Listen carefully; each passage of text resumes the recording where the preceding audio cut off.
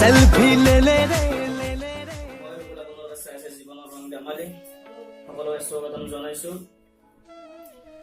বাকী আমাৰ দেখা পাইছে তিনিজন বহি আছে আমাৰ জীৱনৰ ৰং ধেমালি চেনেলৰ লগত জড়িত হৈ থকা ব্যক্তি। বাকী আমাৰ লগত আছে ৰাশি গুণু, অলপ প্ৰথমতে কথা দাঙি ধৰিব। নমস্কাৰ ৰাইজ, সমূহ ৰাইজকে নতুন বছৰৰ আগতীয়াকৈ শুভেচ্ছা জ্ঞাপন কৰিছো। আমি ভিডিঅ' চিডিঅ' দিব পৰা নাই, অলপ ব্যস্ত হৈছো, তাৰ কাৰণে ক্ষমা বিচাৰি কেনে অলপমান এটা 2 মিনিট 3 মিনিটৰ কাৰণে আপোনালোকৰ মাজত ওলাইছো। 2 দিন দেৰিকে হলেও আমি ভিডিঅ' এটা দি আছো, দেউতাৰ চকু পানী। আশা কৰো সকলোৱে আদৰি ল'ব।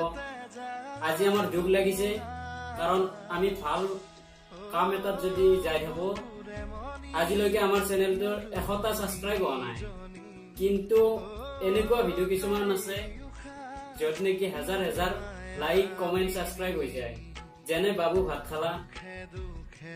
তেনেকুৱা ভিডিঅ' 2 দিন হোৱা নাই, তাৰমানে অসমত ইমান ভাইৰেল হৈ গৈছে। সেইকাৰণে আজি দুখ লাগিছে, তাৰমানে ভাল কামত সঁহাৰি জনোৱা কোনো নাই চাগে। আজিৰ সমাজত বেয়া বস্তুটো অতি সোনকালে জনপ্ৰিয় হয়। তথাপিও চেষ্টা কৰি আছো আপোনালোকৰ আশীৰ্বাদ লৈ, যাতে আমি আপোনালোকক ভাল ভাল ভিডিঅ' দিব পাৰো। বাকী ইকবাল আছে আমাৰ লগত, সৰু হলেও এজন অভিনেতা, বেয়া কামত যোৱা নাই যিহেতু। আগতীয়াকৈ নতুন বছৰৰ শুভেচ্ছা জ্ঞাপন কৰিলো, যাতে ভালে কুশলে যায় নতুন বছৰটো। আৰু যে বাবু ভাত খালে নাই, এই ভিডিঅ'টো বহুত ভাইৰেল হৈ গৈছে, কিন্তু আমি ভাল ভিডিঅ' ওলোৱাৰ কাৰণে আমাৰ ভাইৰেল হোৱা নাই। যদি বেয়া কাম এটা কৰিলো আমি, বহুত ভাইৰেল হৈ গ'ল। বেছি নকমো, মুস্তাকিনে ক'ব অলপ। মাতটো বেয়া হৈছে, সকলোকে নতুন বছৰৰ শুভেচ্ছা জনালো। আৰু আমাৰ বাকী ৰবিদা মতে মানে ৰাতি ফাংচন চাব ইয়াতে বাবু ফাংচন দৰে আমাৰ এই বাবু মুস্তাকিনে ফাংচন ফালি গেল, ফাংচন ফালি দে। আৰু থিয়েটাৰত ডাইলগ কিছুমান জানে, ডাইলগ এটা ক'ব পাৰে।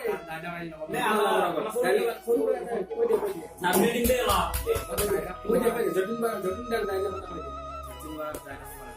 অলপ কৈ দিব লাগে ৰাইজক। কপালখনক বিশ্বাস কৰা, বিশ্বাস কৰিবি এইটো পাছত কামত আহিব।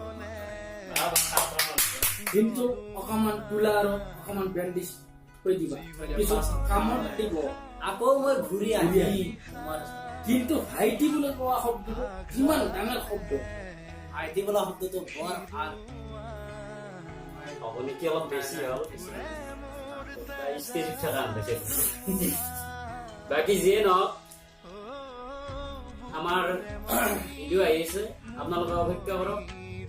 সেইখিনিয়ে ক'বলগীয়া আছিল, ইমানতে। অতি সোনকালে ভিডিঅ'লৈ আহি আছো আমি। জয় অসম। জয় অসম।